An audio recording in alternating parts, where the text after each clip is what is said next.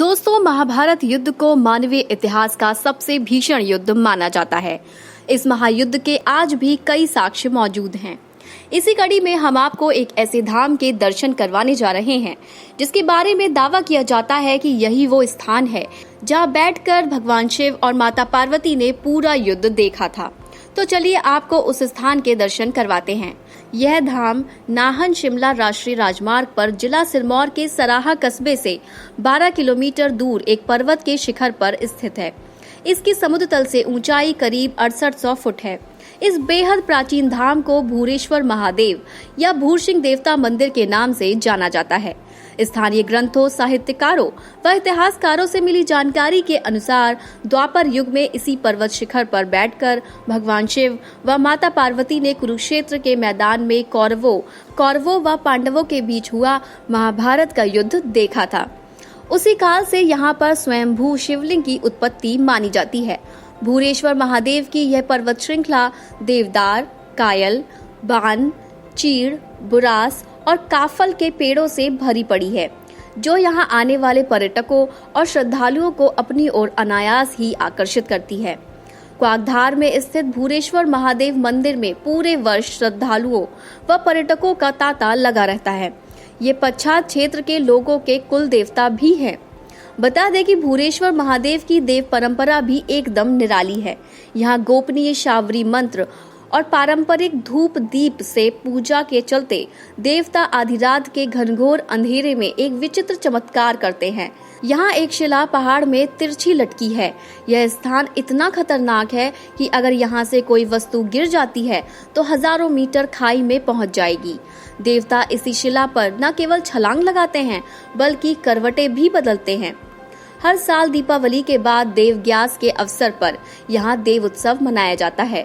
हजारों श्रद्धालु अपने आराध्य देव के दर्शन करने मंदिर में पहुँचते हैं, जो कच्चा दूध चढ़ाकर उन्हें प्रसन्न करते हैं। भूरेश्वर महादेव का देव उत्सव दीपावली के साथ ही शुरू हो जाता है। महाराजा सिरमौर को यहीं से मिला था संतान प्राप्ति का वरदान। मान्यता है कि 16वीं सदी के आसपास जब महाराज सिरमौर यहाँ से गुजरे थे तो उन्हें स्थानीय लोगों से इस मंदिर के बारे में पता चला। इस पवित्र स्थान की महत्ता का ज्ञान होने पर उन्होंने महादेव से संतान प्राप्ति की कामना की। बताते हैं कि जल्द ही उनकी यह कामना पूर्ण हो गई। उसके बाद महाराज मंदिर पहुंचे तो मंदिर की विकट स्थिति को देखते हुए उन्होंने पुजारी को इस देव स्थली का प्रबंधक बना दिया। साथ ही वेतन स्वरूप कुछ धनराशि भी निर्धारित कर दी। क्वाकधार पर्वत श्रृंखला पर है भाई बहन के प्रेम की अनूठी गाथा। पश्चात क्षेत्र में प्रचलित कथा के अनुसार पजेरली नामक गांव के भाई बहन पशु चराने क्वाकधार पर्वत श्रृंखला पर आते थे, जो अनजाने में स्वयंभू शिवलिंग के चारों तरफ घूमते थे। एक दिन भारी तूफान, वर्षा, ओलावृष्टि और बर्फबारी के चलते पशु चराते समय उनका एक बछड़ा खो गया। जब वह घर पहुंचे तो सौतेली माँ ने दोनों भाई बहन से पूछा, बछड़ा कहाँ पर है? दोनों भाई बहन ने बताया, बछड़ा गुम हो गया है। तो सौतेली माँ ने कड़ाके की ठंड में दोनों को बछड़े को खोजने के लिए क्वाकधार पर्वत शिखर पर भेज दिया।